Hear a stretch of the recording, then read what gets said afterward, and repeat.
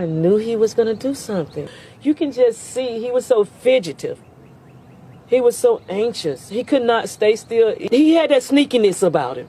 You know what I mean? Like a crazy person trying to get ready to do something, like premeditation. Police took Deron Jenkins into custody here at his mom's duplex apartment on Snowden Drive Monday afternoon after officers found the two bodies inside. His cousin says they had been stabbed to death sometime between 8:30 Sunday night, shortly after she says she last saw them alive, and 3 o'clock Monday morning, a couple hours before she saw the suspect standing on the front porch. He's looking like he just got out of a mental ward, or he's getting ready to do something, or he have done something, because the look on his face told me that he done something, because his hand was cut all up, you know. And Deron's hand. Yeah, he had the bandage on his hand. Carnegie also says she became concerned about her loved ones because of the way the cousins' cars were parked. They waited years for this moment. A son finally walking free after serving time behind bars. The wait of separation was over, and his family welcomed him back with open arms. They celebrated his return, believing that the past was behind them and a fresh start was ahead. Smiles, laughter, and promises of new beginnings filled the air, as if nothing could disturb the peace they had longed for. But in less than a week, that peace would shatter in ways no one imagined. It started as an ordinary evening in a quiet North Carolina neighborhood. Neighbors recall nothing unusual. No raised voices, no visible tension. The family home stood as it always had, a place of comfort and familiarity. Yet behind closed doors, something else was brewing. Hours later, silence fell where there had been life. Police cars lined the street, blue lights flashing against the walls that had once sheltered joy. Inside, a grim discovery awaited officers, a scene that would leave investigators searching for answers and a community in disbelief. What happened in those final moments? What turned a celebration of freedom into a night of tragedy? Authorities are piecing together the timeline, and every detail only deepens a mystery. One question lingers above all others. Why would a man newly free and welcome home destroy everything he had just regained? If you enjoy real crime stories that uncover the truth, don't forget to subscribe. Your support helps us share real cases, spread awareness, and give a voice to those who can't speak for themselves. Before we begin, let us know in the comments, where are you watching from? And what are your thoughts as the story unfolds? Welcome to True Crime Uncovered, where we examine the cases that shake communities and expose what happens behind closed doors. Real stories, real people, real impact. Subscribe now and turn on notifications. You won't want to miss what's coming next. Dana Jenkins was the head of the household and a central figure in her family. At 50 years old, she balanced family responsibilities with work. Friends and neighbors describe her as a consistent presence in the community, known for her devotion to her children. During her eldest son's incarceration, she maintained steady communication with him, sending letters and ensuring he had basic necessities. Dana also took active steps to prepare for his return, expressing hope that life would stabilize once he was home. Her presence on social media reflected this optimism. She shared updates about her son, including one significant post after his release that read, "My baby is home. Lord IT checks you." The post included celebratory emojis and received supportive comments from friends and relatives. This message indicated a level of anticipation and excitement surrounding his homecoming, marking the end of a long separation for the family. Darren Cox, Dana's younger son, was a 15-year-old high school student. He attended a local school in Wilson, North Carolina, where he was known to participate in regular academic activities. Reports indicate he enjoyed sports and video games, maintaining an active social life with friends his age. Aspirations shared by those who knew him included an interest in athletics and technology. Before Deron's imprisonment, Darren maintained a relationship with his older brother that appeared typical for siblings, though the long period of separation likely altered their dynamic. Their reunion after several years apart was seen as an opportunity to rebuild their bond. How well can we truly know the people closest to us? Deron Jenkins, age 25, had a criminal record that included firearms-related charges. He was sentenced to serve a term in prison after being convicted for possession of firearms by a felon. This conviction resulted from prior legal issues, marking him as a repeat offender under state and federal law. Reports from correctional records indicate that Duran served over 3 years behind bars. At the time of his release, there were no publicly reported incidents of violent behavior or disciplinary concerns, though details about his psychological evaluations or risk assessments have not been disclosed.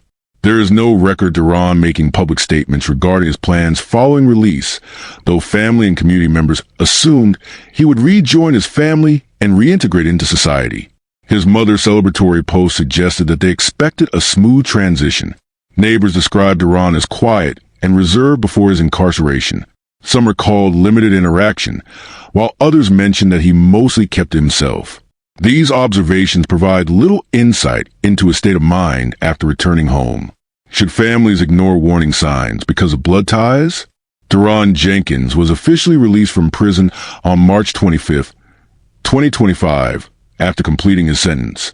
His return to Wilson, North Carolina, was seen as a fresh start for the family.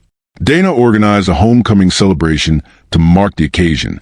Attendees likely included close family members and friends, though no official guest list was reported. Social media played a visible role in capturing the event. Dana posted photos and messages expressing relief and gratitude for having her son back home. These public expressions framed the reunion as positive, showing no indication of conflict.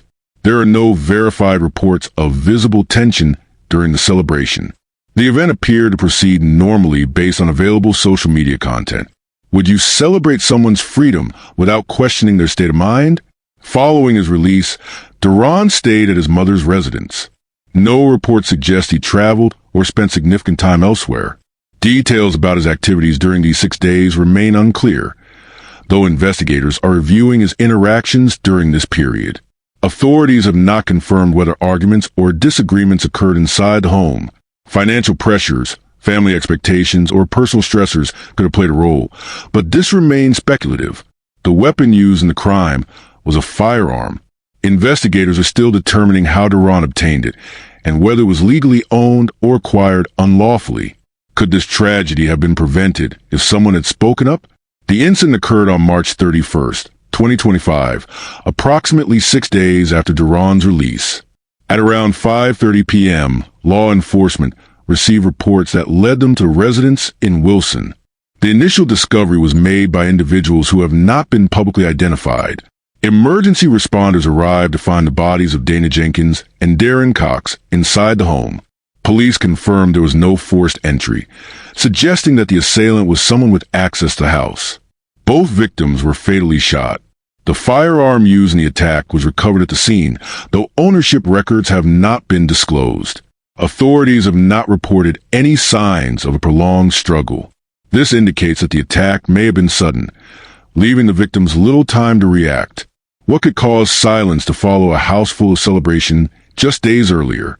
As the sirens pierced the quiet evening of March 31st, 2025, residents of the Wilson neighborhood stepped out of their homes to flashing blue lights illuminating the street. Law enforcement vehicles lined the road as officers secured the perimeter. Neighbors watched as investigators moved quickly toward the Jenkins residence, a home that had only days earlier hosted a celebration. Initial statements from Wilson police to the media confirmed that 2 individuals were found deceased inside the home. Authorities withheld names until family notifications were complete, but described the case as an active homicide investigation. Reporters on scene noted that detectives were collecting evidence from the property well into the night. During this time, the primary suspect, 25-year-old Duran Dante Jenkins, was not inside the home when officers arrived. A countywide alert was issued immediately. Within hours, law enforcement located him at a separate residence approximately 3 miles away. According to the arrest report, Duran was taken into custody without significant resistance. Officers noted that he complied with verbal commands during the apprehension. If someone you know was arrested for such a crime, would you believe it right away? The autopsy reports later revealed that both victims died from gunshot wounds. Dana Jenkins, age 50, sustained multiple gunshot injuries, while 15-year-old Darren Cox suffered a fatal shot to the head. The medical examiner concluded that both deaths were homicides. Ballistics testing linked shell casings recovered at the scene to a handgun discovered near the location of Duran's arrest. The firearm was confirmed as the weapon used in the killings. Fingerprint analysis tied the gun directly to Duran, eliminating the possibility of an unidentified third party. Detectives reviewed digital records, including messages and recent online activity.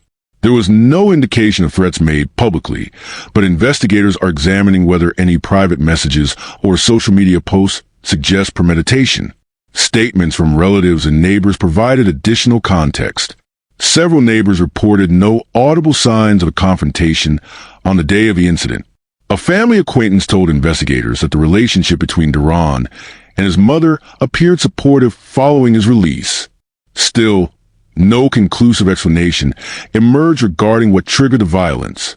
Do small clues always point to a larger truth, or can they mislead investigators? Following his arrest, Duran Jenkins was charged with 2 counts of first-degree murder. Additional charges related to firearm possession by a convicted felon were filed. At his initial court appearance, the judge ordered that he be held without bond due to severity of the charges. Preliminary hearings outlined the prosecution's case. Ballistic evidence, fingerprints on the weapon, and Duran's presence near the crime scene shortly after the killings. Prosecutors described the case as strong, emphasizing the absence of alternative suspects. The defense has not entered a plea, but signaled an intention to explore Duran's mental health history. There has been discussion of psychiatric evaluations to determine competency for trial. No official diagnosis has been disclosed, and the court has yet to approve any motion related to an insanity defense. Should mental health be considered in sentencing for violent crimes like this? The killings drew immediate attention from local media and quickly spread across regional and national outlets. Headlines highlighted the disturbing timeline. A family celebrating a son's return from prison only for tragedy to occur days later. Neighbors described the incident as shocking and unsettling for the community. Vigils were held to honor Dana and Darren, with attendees leaving flowers and candles outside the family home.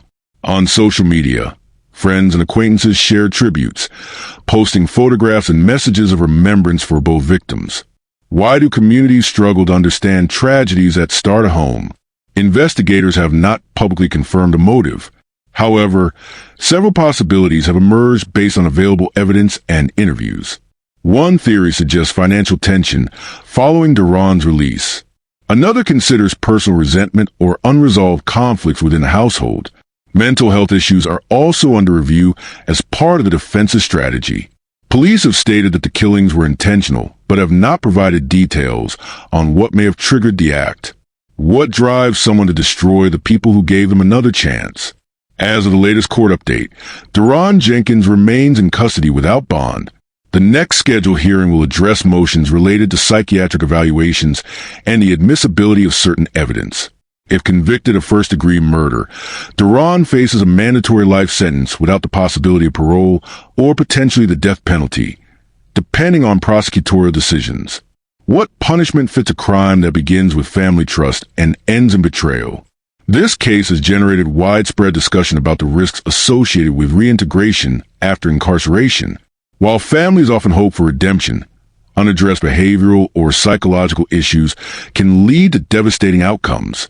Experts emphasize the importance of structured support systems, mental health assessments, and community oversight in reducing the likelihood of post-release violence. Without such measures, similar tragedies remain possible. Do you believe some people can never truly change, even after prison? If you found this story as gripping and heartbreaking as we did, don't forget to like this video and share it with others. And if you want to hear more true crime stories that uncover the mysteries behind these tragic events, make sure to subscribe to our channel and turn on the notification bell. You won't want to miss our latest stories, updates, and discussions. Thank you for joining us on this journey to seek justice and explore the truth. Together, we can make a difference. Until next time, stay safe and stay aware.